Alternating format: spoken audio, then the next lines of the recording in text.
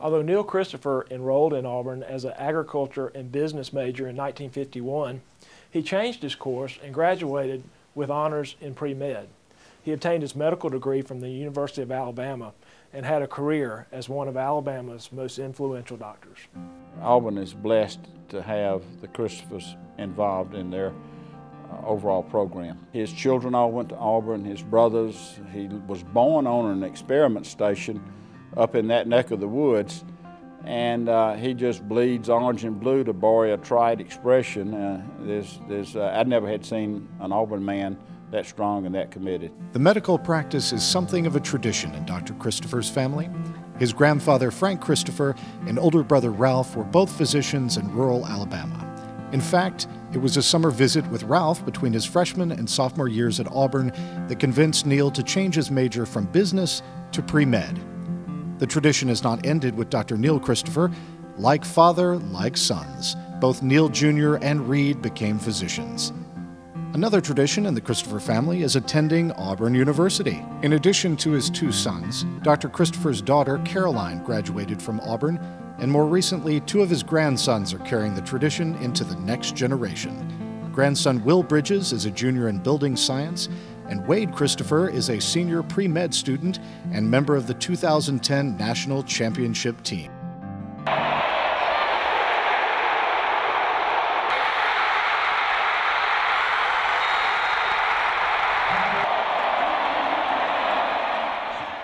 Well, I'm in my office one day, and this young man comes in who was a former quarterback at the University of Alabama. And he said, Dr. Coleman said, I have a problem. He said, I can't get in to see Dr. Christopher. And he said, can you talk to Dr. Christopher? Can you get me in to see Dr. Christopher? And I said, you know, I don't understand that. All of us let pharmaceutical reps come in and talk to us. And he said, well, I can talk to the nurse, or he'll sign my note and send it back to me, but he won't let me come back and talk to him. I said, well, why? He said, because I played football at Alabama. After completing medical school from the other university, Dr. Christopher took up practice in Guntersville, Alabama in 1961, where he served as a family physician until 2001. Although there was a time during that period that Dr. Christopher would not serve the community of Guntersville, but rather his country during the Vietnam War.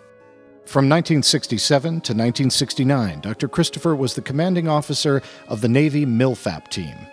The major objective of FAP was to improve the training of Vietnamese physicians, nurses, and medical technicians, as well as expanding and improving Vietnamese hospitals and dispensaries to combat against malaria.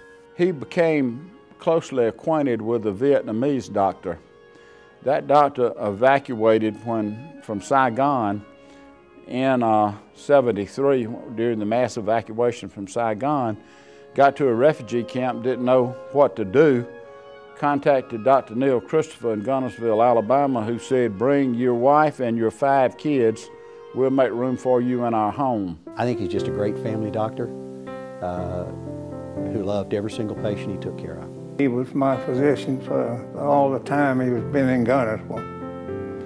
And had it not been for him, I probably wouldn't be alive today. Dr. Christopher was the attending physician when I was born a few years ago, so I've known Dr. Christopher my entire life. Beyond pointing the way to Auburn for all of his family, Dr. Christopher has found other ways to express his devotion to the university and the Auburn Alumni Association. He is an Auburn Alumni Association lifetime member. He served on the Auburn Alumni Association's Board of Directors from 2004 to 2008, during which time he was chair of the Scholarship Development Committee, making a significant impact on the association's ability to contribute to scholarships at Auburn. Dr. Christopher's commitment to the university has also twice earned him an appointment to the Trustee Selection Committee for the Auburn Board of Trustees. He and his wife had been up and down the highway from Guntersville to Auburn more times than anybody imaginable. This guy lives and breathes Auburn. He loves Auburn, and he wants to share it with as many people that will listen to him. I've never seen anyone that loved Auburn as much as he does. He has worked diligently with Auburn ever since I can remember. The good thing about a man like Neil Christopher is the legacy he leaves. He touches all of it. He makes me more committed. He makes me feel guilty that I don't do enough for Auburn. And it's exciting to see locally in Marshall County, his leadership is going to allow many people to go attend Auburn.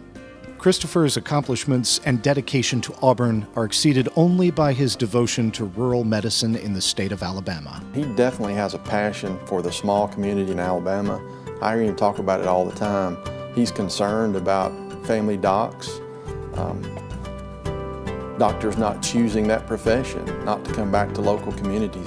From 1983 to 1987, Dr. Christopher served as a member of the Rural Health Committee of the American Academy of Family Physicians. He actually was the one that was instrumental in forming the Alabama Family Practice Rural Health Board, and I think I remember he was the first chair of that board and chaired it for many years.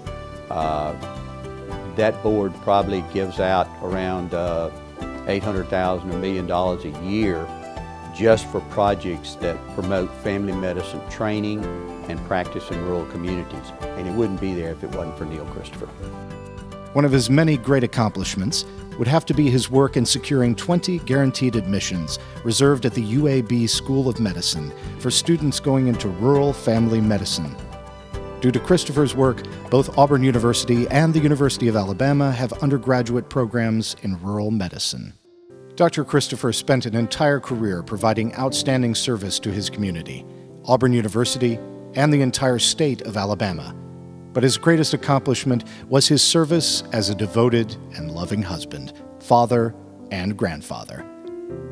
Married to Carolyn in 1956, the couple has enjoyed a beautiful life together, raising their 3 children and spoiling their 7 grandchildren. For his time in the Navy, Commander Christopher would receive a Bronze Star for meritorious service, and that would only be the first of several honors achieved for the doctor. The Family Physician of the Year Award recognizes what you've done in practice as a family physician. And I just watching him get that reward and seeing the look on his face is one of the things that tells me that meant a lot to him to be recognized as the Family Physician of the Year for the state of Alabama. In 1997, Dr. Christopher received the highest award that can be given by the Alabama medical community, the Samuel Buford Word Humanitarian Award.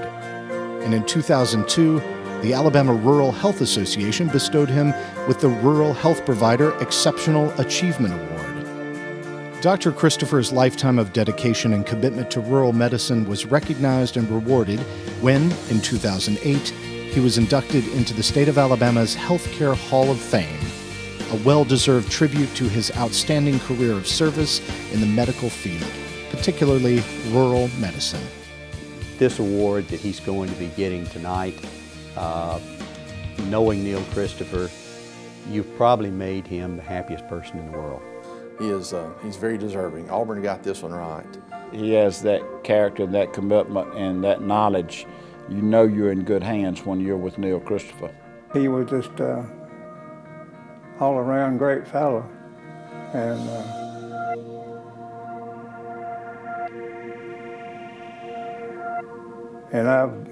I was better. My life was better for knowing him. Christopher's life has been a living example of a humanitarian. From his decision to enter the medical field, to his work in Vietnam, to his service to Auburn University, to his stellar career as a physician committed to the promotion and improvement of rural health care, the greater good of his fellow man has always been the driving force behind Dr. Neil Christopher. I have known this gentleman for over 20 years. You know of his many achievements here through the Auburn Alumni Association. But tonight, I would like to introduce my friend, Neil Christopher, one of Alabama's greatest rural family physicians.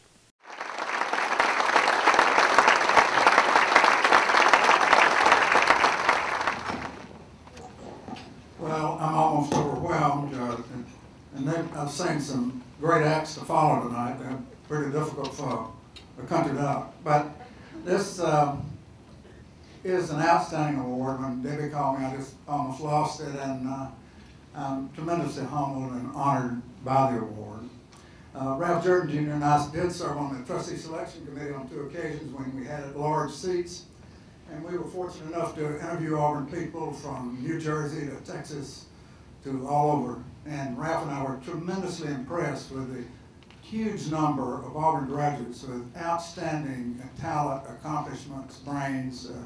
And so it certainly gives me a perspective to get this honor of some 200,000 alumni that we pick 4 people a year, and I'm one of them this year. It's a tremendous honor.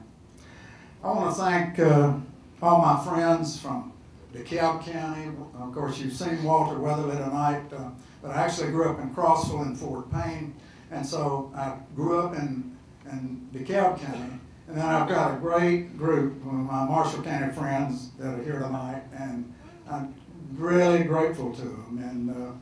And of course, I've practiced there 40 years, and Carol and I have lived there 50 years, and so I really appreciate their presence. I'm also grateful, of course, to have my family here. You saw them really cleaned up. They look good in those pictures. But a great 3 kids, all Auburn graduates with their spouses, my 7 grandchildren, 2 of whom, as you saw, are Auburn students. 2 more will enter Auburn this fall. We'll be losing 1 to medical school, but gaining 2, so we'll have a net of 3 grandchildren here next year. My genetic connection to Auburn University really began in 1917 when Ralph Christopher, my father, came out of the woods of Choctaw County, Alabama, from a 1-room school with 11 grades. He'd never heard of calculus or algebra or several other things, but he found out about it at Auburn in a hurry. He finished at Auburn, did graduate work at Cornell, and then after stints as a vocational ag teacher and then a county agent, became one of the founding directors of the experiment station. And the one that he began was the one at Crossville, Alabama. I would incidentally mention that Dean Marion Funchess, that the building over here is named for, was the first person I met outside the family of just a truly brilliant guy. We knew them real well. They stayed in our home. There weren't any motels in Crossville, so when they visited Crossville, we stayed there. And he now has about 14 descendants who are Auburn graduates and has 4 great-grandchildren attending Auburn at the present time. But life was good, and my 2 brothers that are here tonight might argue with that because we learned the wrong end of a hoe and all that stuff growing up, but life was good at Crossville. We had great parents who were both ex-teachers and taught us well, taught us with affection and with high expectations. Comment, you know, if you made a B, well, if you're satisfied with that, or is that the best you can do, you know, and so we were motivated. And then we had an outstanding cadre of teachers there. My high school experience, I marvel sometimes kids want to get out of high school. Carol and I go all the way back to dating in high school, but we had a great time in high school. I had great friends like you saw Jack Locklear tonight. We played football together and still contact with a lot of those people, and very fortunate growing up in that community. I entered Auburn in June of 1951, and probably the most important coincident thing is Coach Jordan and Coach Beard got here that spring about 2 months before I did, but that certainly had a very positive influence on us. I had great fun here working on the campus, and great professors, great preparation. Worked at the Plainsman and student government and a lot of things, and I really had a great time. And I realize now I was behind the curve and kind of dumb because these guys have figured it out now, and they stretch any 4-year curriculum now to 5 or 6 years. And it's the most fun I ever had in my life, and dumb me went off to medical school in 3 years. I got a little acceptance. But also my father sure appreciated it because he was tired of sending kids to professional school. And so the training at the medical school was good. I worked hard, but it was very, very positive. And then I went to Dallas, Texas, University of Texas Southwestern for postgraduate training. And then Carolyn and the boys and I came back to Gainesville and began a practice in 1961, which was ever-growing and a widely expanding practice in all aspects of family medicine. And it was extremely enjoyable. And everything went along well until 1967. I get a personal letter from President Johnson. And he invited me to join the United States Navy. Went to Navy Memphis and really had a great time for a year there. And it was almost like I'm in residency because I was working with a lot of white guys just out of residency, had been chief residents and so forth. And so, as was chronicled here in the clip, I had almost a year, and it was getting to be a short-timer, and you knew, you know, if you made it past a year, the commitment for a doctor was 2 years. You weren't going to Vietnam, or you weren't going to sea, which is, you know, leaving your family also. But right before the year was up, our personnel officer called me up and said, "Commander, I need to see you after lunch." And I said, that's not too good. And so I went up there, and he said, "You've been assigned as a commander of a Navy MILFAP team in Vietnam, and you report 12 May to Saigon." And I said, "What in the bleep is a MILFAP team?" He said, "I don't know, I've never heard of it."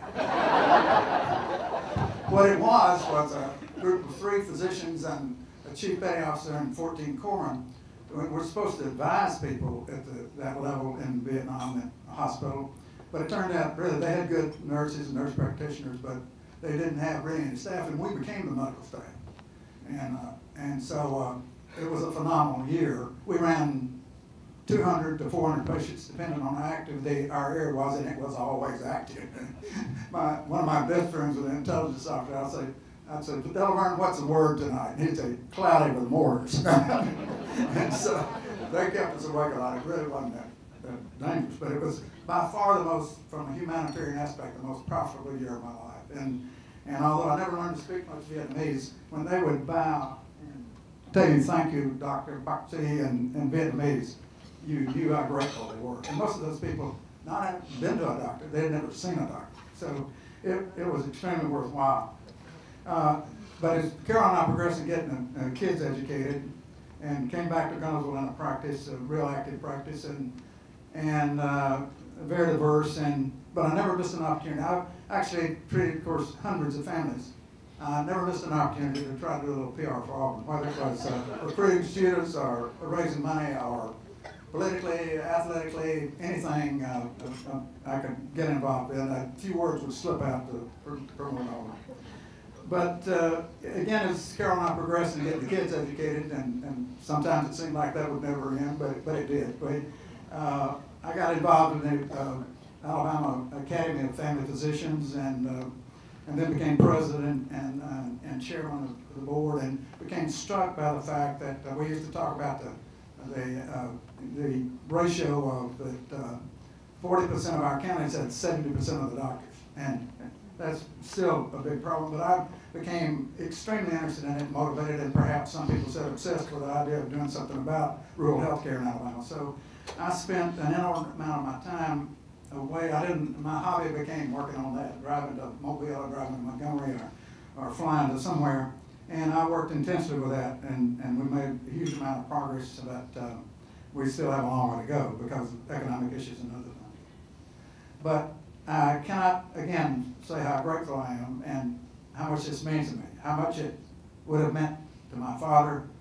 Obviously it means a lot to, like, my friend Bill Coleman, who went to UAB and UAH, but has other links. My brother, one brother here, who is an Alabama graduate, can you believe they came all the way here tonight to see this? But it means a tremendous amount to me to have this honor, because I do love Auburn. It's been part of my life as long as I can remember. And I've been blessed very much to have so many things to be thankful for. A great family, and I've had good health. I think I missed 2 or 3 days work in 40 years. And years of practicing family medicine and that touching so many lives. I had 15,000 active charts when I retired. And I had great people, good, hardworking, honest North Alabama people, urban and rural, that I treated and had wonderful relationships with them. And aside, this week, one of my beautiful granddaughters played in the Final Four in 4A basketball in Birmingham. And a lady from a rural community I called Grant, about 15 miles out, called me to tell me, I treated the family a long time, that I watched Caroline in that basketball game, and I was pulling for her the whole game. And it just, it's the touch you have with families. And so it was a wonderful experience, a wonderful career. I wouldn't change a thing. Bill Coleman and I have worked very much in training family docs and recruiting family docs, and he and I both have trained or taught medical students and residents in our offices. And if I were starting again, I'd be a family doc and do what I did before. So I can't think of any better recognition and end to my career in whatever accomplishments I had in my career than this award tonight from Auburn University. Again, thank you.